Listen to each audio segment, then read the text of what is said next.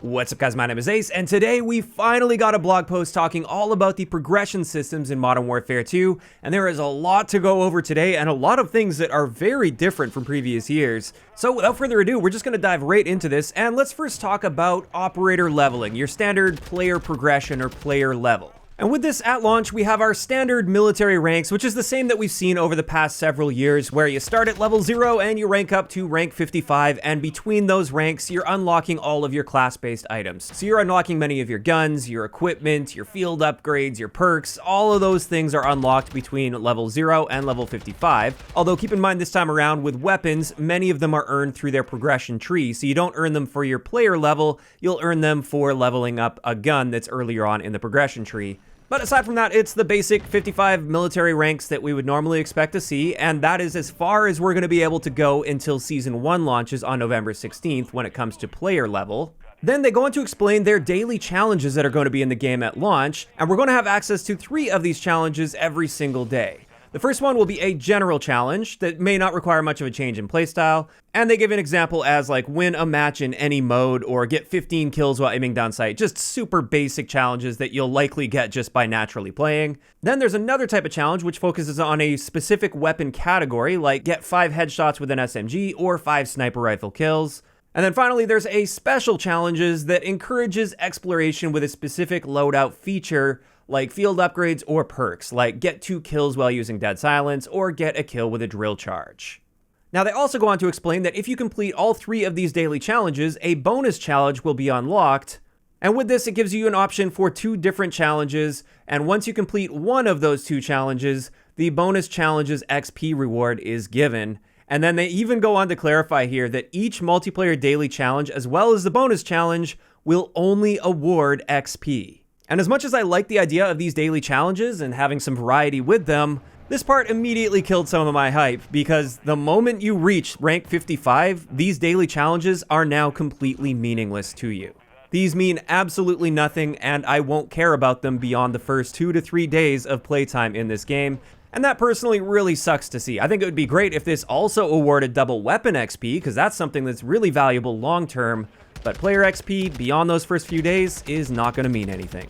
Now on top of this, there are going to be daily challenges for the Spec Ops mode as well. They're going to be a totally different style of challenges. And with this one, instead of 3 challenges, there's going to be 2 daily challenges plus the bonus. And again, these daily challenges are only going to be awarding XP. And then the bonus challenge will also earn Spec Ops kit stars, which allow you to rank up your kits or loadouts for Spec Ops specifically. So there we go, that pretty much covers it for player XP. Honestly, not too surprised by any of this, although a little bit disappointed that once again it looks like we're going to have another year where player XP doesn't really mean anything beyond the first week of the game being out.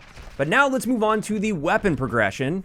And with this, we already got a good indication of how this works, but I'm going to go over it for those that haven't really seen this weapon progression yet. But for many, if not most of the weapons in the game, they are going to be part of a weapon platform or a progression tree. And with these, you're going to start with a base weapon in the platform, and then you have to level that up to unlock the other versions of these, or receivers for these, but it just turns it effectively into a totally new gun in the game. And for each of these weapons, you're going to be able to unlock attachments. Now, some of these attachments will be weapon platform specific attachments. So these are attachments that are shared across a weapon platform. So if I unlock something with the M4, for instance, it will also unlock for the M16, since they both fall under the same platform of weapons.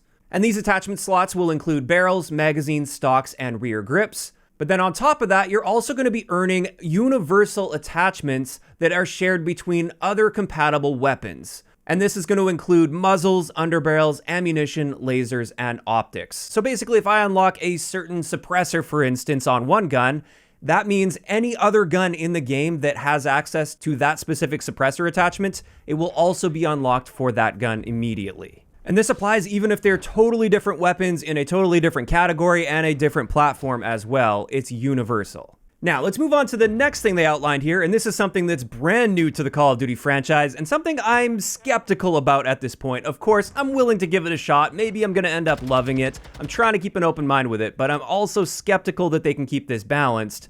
This is weapon tuning, or more specifically, attachment tuning for the guns. So with this, once you reach the max level for a particular gun, you gain access to this weapon tuning, and once you unlock this, a tune button will be present on equipped tunable attachments. So not every attachment will be tunable as far as I can tell here, but many of them will be, and when you select this button, it'll take you to a menu that looks like this. And with this, we have two different sliders, and these sliders will change depending on the type of attachment that this is, but for this example here, with this underbarrel grip, on one hand, we have recoil stabilization versus aim down sight speed, so if you want more recoil stabilization, you're going to be giving up your aim down sight speed, or vice versa, and then the other tuner for this is our aim walking movement speed versus our aiming idle stability, or idle sway.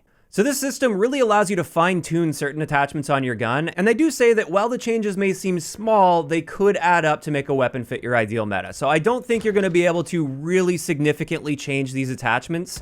It more so seems like minor adjustments that you can make here. But as of now, my biggest concern I think when it comes to this is we still haven't seen any indication of advanced stats being displayed in the menu. And therefore, when you're adjusting these sliders, it doesn't tell you exactly how many milliseconds it's changing something, or how many miles per hour or meters per second something is changing, if it's a speed value, for instance. And this seems really contradictory, because you would think with this precise weapon tuning, you want to see those precise values. What's the point of having this precision in your attachment tuning if you can't see exactly how this is affecting your gun in the menus?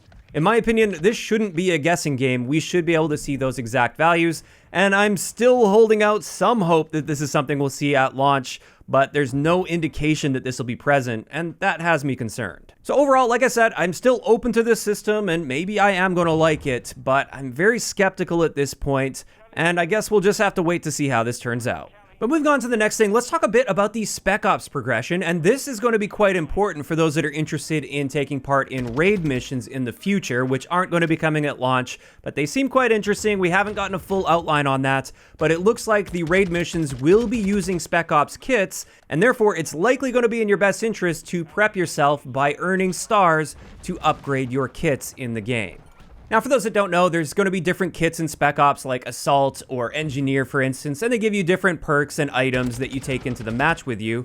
And these start off pretty basic, but you can upgrade them and progress them over time by earning stars. And this system is entirely separate from the regular multiplayer. This is only for Spec Ops. But with this, there are two different methods of earning stars at launch. The first one is through completing missions. And this can be done once a week per mission. And they give an example here for the Spec Ops mission called Low Profile. You get 1 star for just completing the mission, doesn't matter how long it takes you. You'll get 2 stars for completing that mission within 25 minutes, and you'll get 3 stars if you manage to complete it within 15 minutes. Now, those 3 stars can be used to upgrade your kits, but like I said, this can only be done once a week per mission. However, it will reset every week, so you can just complete the same missions over and over every single week and continue accumulating these stars. But on top of this in Spec Ops, they're going to have their own unique daily challenges, which I did talk about earlier, and those will allow you to earn stars as well when you complete the bonus challenge. And again, these stars can be used to upgrade your Spec Ops kits, which will also be used for raids. Now finally for this video, let's go over operators and how you unlock them. And with this, it looks like there's going to be 23 operators at launch, plus 2 milsim operators, 1 for each faction. Those will be unlocked by default. But then for these 4 operators, we earn them by completing various campaign missions. If you played all the way through the campaign, you'll have access to all of these. And that can be done at any time. It didn't have to be done during the early access campaign. Then with these 4 operators here, they will be earned through general challenges that can be completed in multiplayer or Warzone 2 when it launches. Then for these 3 operators, this requires Spec Ops specific challenges to be completed to unlock them. And then finally for these operators, these are going to have multiplayer specific challenges to unlock. Now on top of that, we do have the classic operators Price, Soap, Farah, and Ghost. And it looks like these ones will only be unlockable, at least at launch, if you got the Vault edition of the game, and you will unlock the Red Team 141 operator pack for them. Aside from that, at least at launch, it looks like there will be no other way to use these operators. And then finally, there is the Oni operator that is exclusive to those that are playing on PlayStation consoles who digitally pre-ordered the game through the PlayStation Store.